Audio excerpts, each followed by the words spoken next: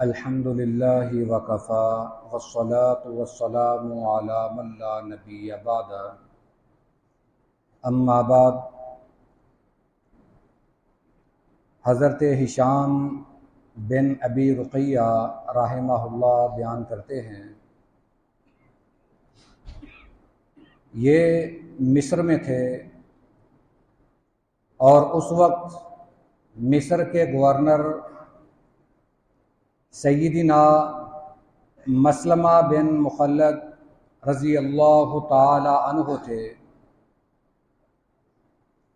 حضرت مسلمہ بن مخلد حضرت معاویہ رضی اللہ تعالی عنہ سے پہلے مصر کے گورنر تھے۔ وہ منبر پر تشریف فرما ہوئے اور خطبہ ارشاد فرمایا اور لوگوں کو مخاطب کر کے یہ بات بیان فرمائی کہ تمہارے لباس کے متعلق کافی اصلاح ہونے والی ہے۔ کئی لوگ ریشم پہن لیتے ہیں یا ایسا کپڑا پہن لیتے ہیں جس میں کافی حد تک ریشم کی ملاوٹ ہوتی ہے۔ پھر انہوں نے کہا کہ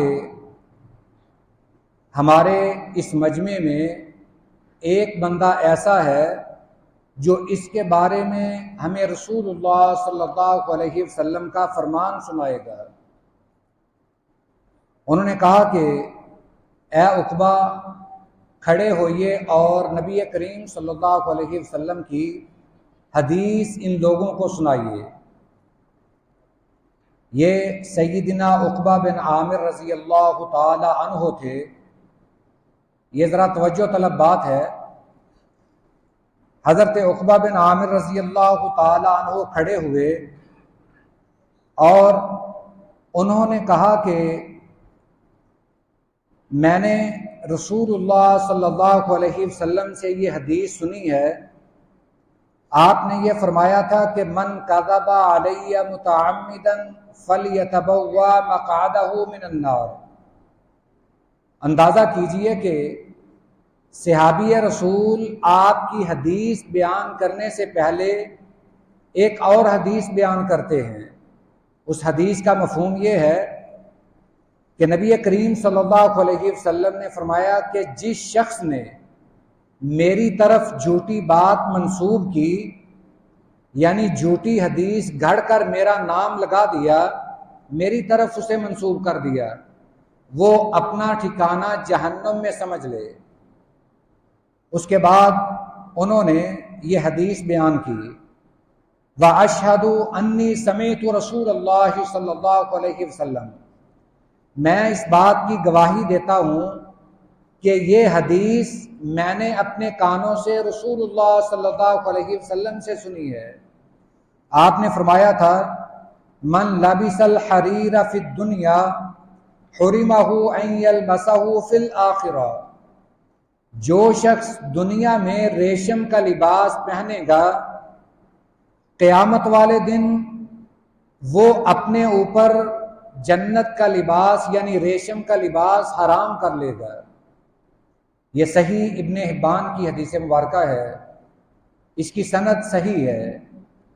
بعض محدثین نے اس کی سند کو حسن قرار دیا ہے۔ حسن ہو یا صحیح ہو، یہ حدیث قابل عمل ہے۔ اس میں دو بڑی باتیں بیان ہوئی ہیں۔ ایک تو نبی کریم صلی اللہ علیہ وسلم کی حفاظت حدیث کے متعلق کہ صحابہ کرام کتنی احتیاط کرتے تھے۔ نبی کریم صلی اللہ علیہ وسلم کی جب حدیث بیان کرتے تو کتنا اہتمام کرتے۔ حالانکہ سیدنا مسلمہ بن مخلد رضی اللہ تعالی عنہ خود بھی بڑے جلیل القدر صحابی ہیں، مگر انہوں نے حضرت عقبہ سے کہا کہ آپ کھڑے ہو کر ان کو حدیث بیان کیجئے، کیونکہ آپ نے یہ خود اپنے کانوں سے حدیث سنی ہے۔ آپ صلی اللہ علیہ وسلم کا فرمان آپ نے خود سنا ہے۔ اس مجلس میں آپ تشریف فرما تھے، لہٰذا آپ یہ حدیث بیان کیجئے۔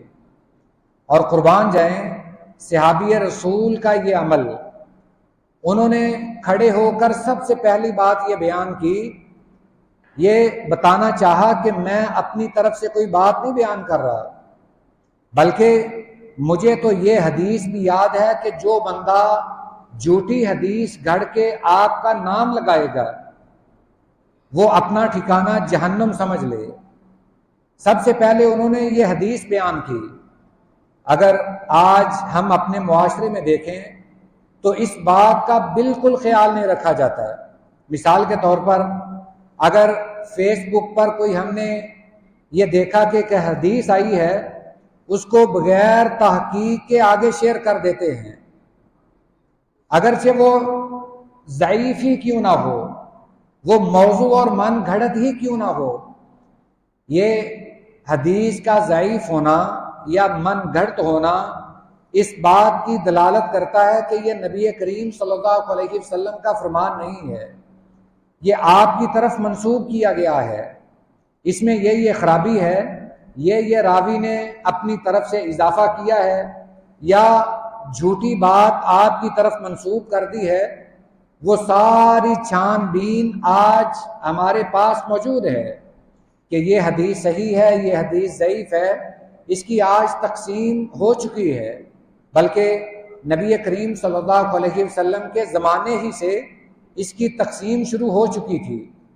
حضرت عقبہ بن عامر رضی اللہ تعالی عنہ نے اس بات کی تصدیق کرتے ہوئے کہ اگر کوئی جھوٹی حدیث نبی کریم صلی اللہ علیہ وسلم کی طرف بیان کرے گا وہ سمجھ لے کہ وہ جہنم میں جائے گا، اس کا ٹھکانہ جہنم ہے۔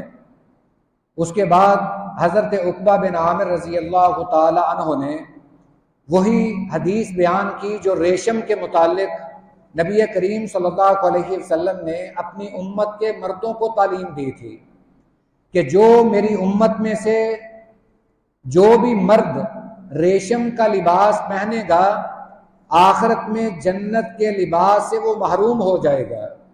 یہ حدیث حضرت عقبہ بن عامر نے سنائی، اور مصر والوں کو چونکہ حضرت مسلمہ یہ مصر کے حاکم تھے، گورنر تھے، تو انہوں نے حضرت عقبہ بن عامر کے ذریعے ان تک یہ حدیث پہنچائی کہ ریشم کا لباس مردوں کے لیے حرام ہے، اور مصر تک یہ بات حضرت مسلمہ نے گورنر کی حیثیت سے پہنچائی۔